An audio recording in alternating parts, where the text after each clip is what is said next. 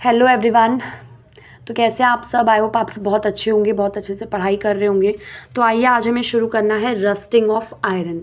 आप सब ने देखा है कि जो लोहे हैं उस पर जो जंग लग जाती है, आप सब ने बहुत अच्छे से देखा होगा, है ना। तो आइए आज हमें यही टॉपिक शुरू करना है, बिना देरी के शुरू करते हैं। तो रस्टिंग जो है ये क्या होता है? दिस इज़ वन चेंज जो आपके किसी भी आयरन आर्टिकल को अफेक्ट करता है, नुकसान पहुंचाता है, धीरे धीरे उनको डिस्ट्रॉय करता है।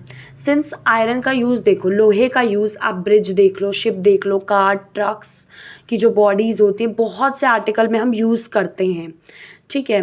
लेकिन जो लॉस होता है ना रस्टिंग की वजह से, जो जंग लगने की वजह से हमें जो नुकसान होता है वो बहुत बड़ा होता है, बहुत ह्यूज होता है। तो देखो अब जो प्रोसेस है रस्टिंग का, उसको कैसी इक्वेशन, ये इक्वेशन से हम उसको रिप्रेजेंट कर सकते हैं।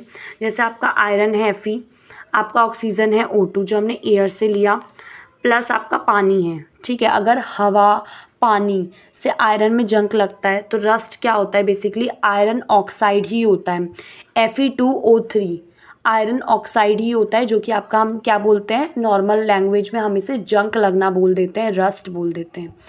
आयरन का आपको पता है Fe होता है, ऑक्सीजन का पता है O2 होता है, वाटर हमारा H2O होता है। तो रस्ट क्या होगा? Iron oxide. आयरन ऑक्साइड का फॉर्मूला क्या है? Fe2O3, ठीक है। तो रस्टिंग के लिए जो प्रेजेंस, दोनों की प्रेजेंस बहुत ज़रूरी है कि ऑक्सीजन भी होना चाहिए, पानी भी होना चाहिए, तो आपका जंग लग जाएगा आराम से, ठीक है। अब देखो इनफैक्ट जो कंटेंट है मॉइस्चर का, मतलब जो मॉइस्चर का कंटेंट है, वाटर का जो कंटेंट है, वाटर वेपर का, वो ज़्यादा होना चाहिए। इसका मतलब if it is more humid तो रस्टिंग बहुत जल्दी जल्दी होएगी, ठीक है। सो हम रोक कैसे सकते हैं भाई? देखो हर चीज़ को रोकने का, प्रिवेंट करने का कुछ तो तरीका होगा। तो कैसे हम इसे प्रिवेंट कैसे कर सकते हैं? तो हम प्रिवेंट कर सकते हैं आयरन आर्टिकल को कि वो ऑक्सीजन और वाटर या फिर इन दोनों के कांटेक्ट में ही ना आए। देखो एक सिंपल तरीका है, आप एक परत चढ़ा सकते हो, पेंट कर सकते हो, या फिर ग्रीस की एक कोटिंग कर सकते हो, ठीक है। इनफैक्ट ये जो कोट होगा ना, ये क्या करेगा? शुड बी अप्लाइड रेगुलरली, आपको डेली डेली करना होगा ताकि रस्टिंग ना हो। या फिर दूसरा तरीका है, एक लेयर बना दीजिए मेटल की, जैसे क्रोमियम जिंक, आयरन के ऊपर क्रोमियम या जिंक की एक लेयर बनवा दीजिए, ठीक है। अब इसमें क्या है? That is why my friend Rita हमेशा कंप्लेन करती रहती है कि जो आयरन आर्टिकल हैं उनमें बहुत जल्दी रस्ट लग जाता है, क्योंकि वो वहाँ नदियों के पास रहती है, जो वो कोस्टल एरियाज़ होते हैं ना, वहाँ रहती है वो, ठीक है। तो जो ये प्रोसेस होता है ना, जिस पे हम जिंक की एक लेयर बना देते हैं आयरन पे, उसको गैल्वेनाइजेशन बोलते हैं, ठीक है। आपका कोई आयरन है, उस पर आपने एक जिंक की या फिर क्रोमियम की परत बनवा दी है, डिपॉजिट करवा दी है, तो उसे क्या बोलेंगे? गैल्वेनाइजेशन। अब जो आपके आयरन के पाइप हमारे घरों में जो यूज़ होते हैं, जो पानी ले जाते हैं, वो भी आपके गैल्वेनाइज्ड होते हैं ताकि आपका रस्टिंग को रोक सकें।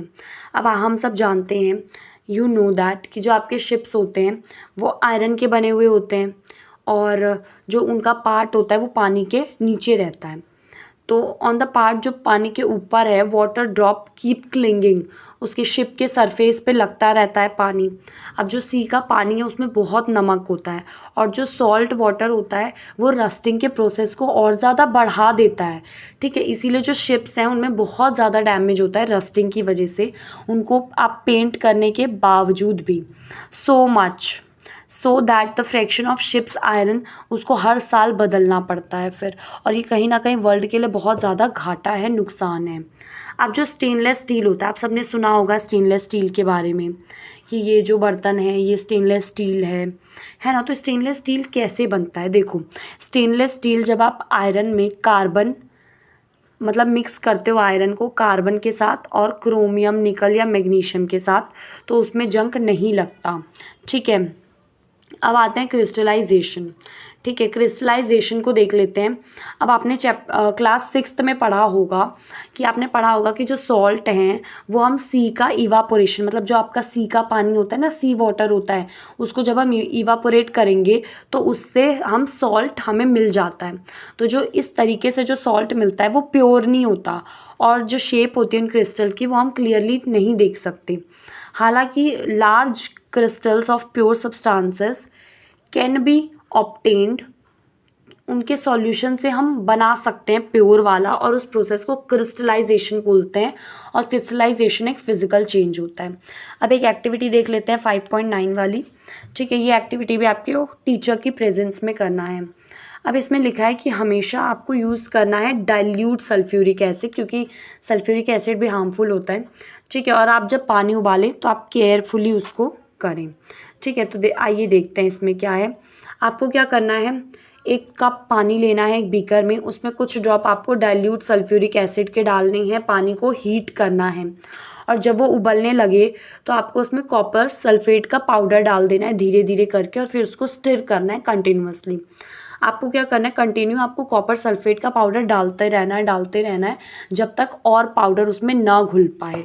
ठीक है, फिर उस सॉल्यूशन को आपको फ़िल्टर करना है और उसको ठंडा होने के लिए छोड़ देना है।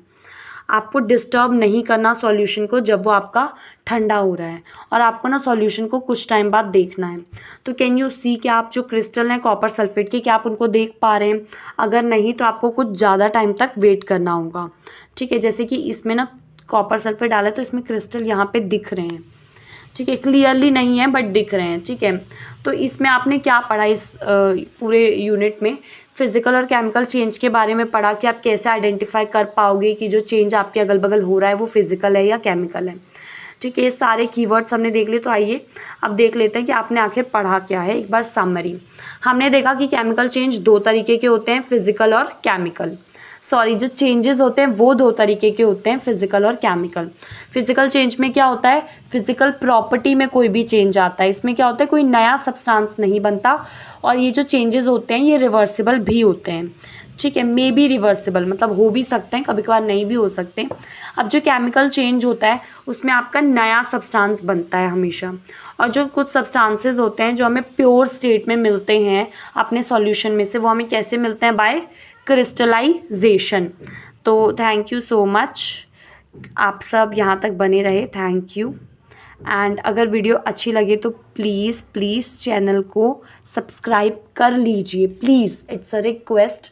सो थैंक यू, बहुत पढ़िए और हमेशा खुश रहिए।